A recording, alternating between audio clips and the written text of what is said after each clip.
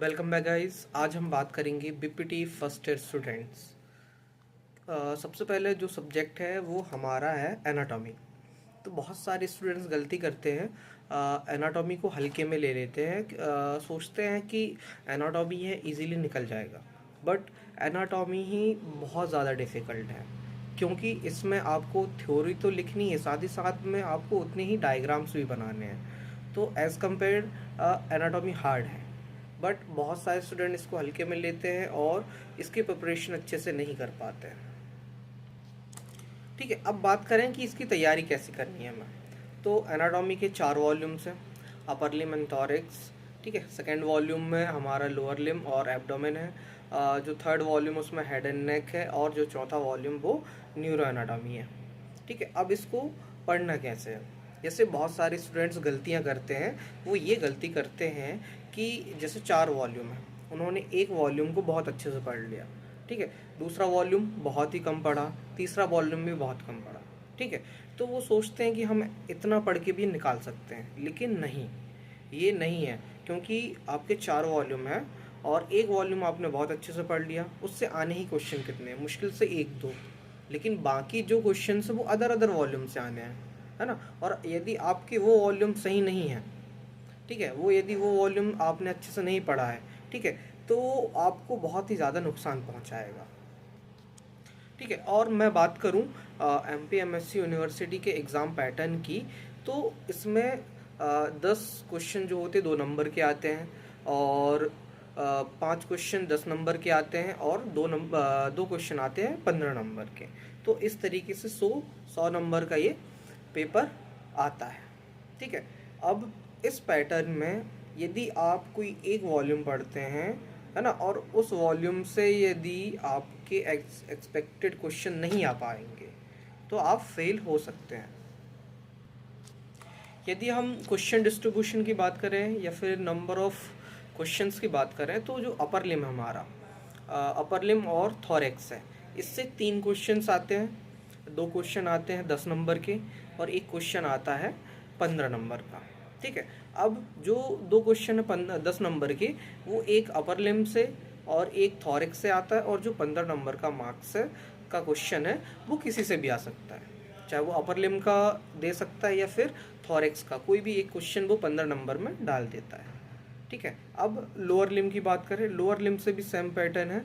3 questions आते हैं, जिसमें से 2 क्वेश्चन जो होते हैं 10 नंबर के, वो एक अपर लिम से आता है, एक लोअर लिम से आता है, और एक जो 15 नंबर का क्वेश्चन है वो या तो एब्डोमेन से डाल सकता है या फिर लोअर लिम से डाल सकता है, किसी में भी डाल सकता है वो 15 नंबर का। ठीक है, अब सेम है हमारा हेड एंड नेक का। ठीक है, हेड एंड नेक में क्या होता है, एक क्वेश्चन आता है। ठीक है, एक क्वेश्चन आता है, या तो वो आपको 15 नंबर में डाल सकता है या फिर आपको वो 10 नंबर में डाल सकता है। ठीक है, तो इस तरीके से 5 क्वेश्चन 10 नंबर के और 2 क्वेश्चन 15 नंबर के डिस्ट्रीब्यूट होते हैं। और लास्ट जो हमारा न्यूरो एनाटॉमी है, इसमें मोस्टली ज़्यादा 2 नंबर के ही क्वेश्चन पूछे जाते हैं और जनरल वाले पूछे जाते हैं, है ना। लेकिन कभी कभी क्या करता है ये, इसमें 15 नंबर का अनएक्सपेक्टेड या 10 नंबर का अनएक्सपेक्टेड क्वेश्चन डाल देता है, तो उसके लिए आपको वरी नहीं करना है। आपको कोशिश करनी है कि कोई ना कोई एक क्वेश्चन आपको आउट ऑफ द बॉक्स पूछेगा, तो आप उसकी टेंशन ना लेके जो 90 मार्क्स के क्वेश्चन जो होने हैं, क्योंकि 10 नंबर का तो मान के चलो आपको अनएक्सपेक्टेड पूछेगा ही पूछेगा, लेकिन जो 90 मार्क्स के क्वेश्चन हैं, है ना, वो तो आप तैयार करें, है ना। इसलिए आप उस 10 नंबर के चक्कर में बाकी को बर्बाद ना करें और उसको अच्छे से तैयार करें।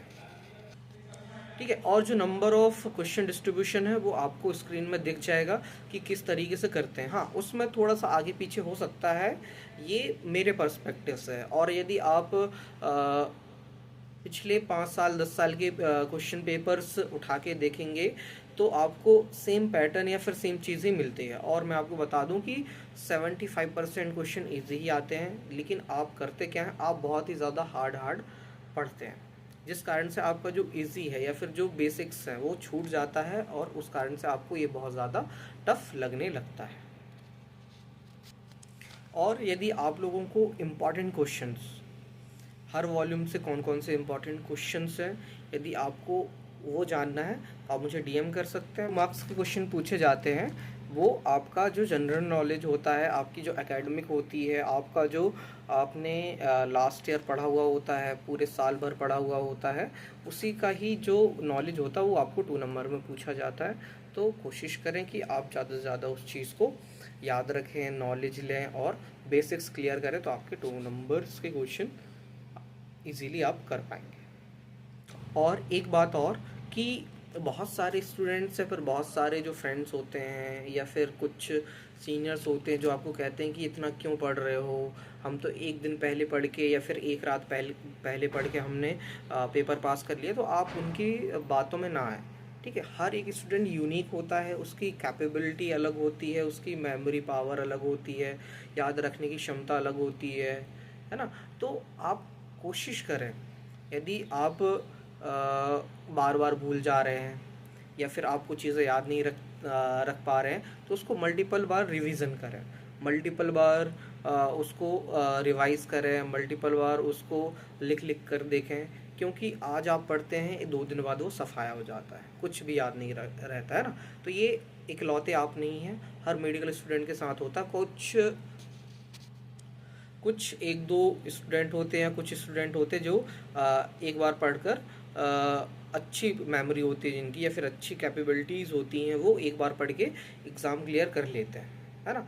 तो आप कोशिश करें कि आप उसको अच्छे से पढ़ें और पूरा सिलेबस कंप्लीट करें। मतलब यदि आपको कोई क्वेश्चन पूछा है तो आप उसके बारे में थोड़ा बहुत जानते हो। ऐसा ना हो कि आपको क्वेश्चन पूछ रहा है ए और आप आंसर लिख रहे हैं बी का, है ना। तो ये सारी चीज़ें आपको वहाँ पे फॉलो करनी होती है।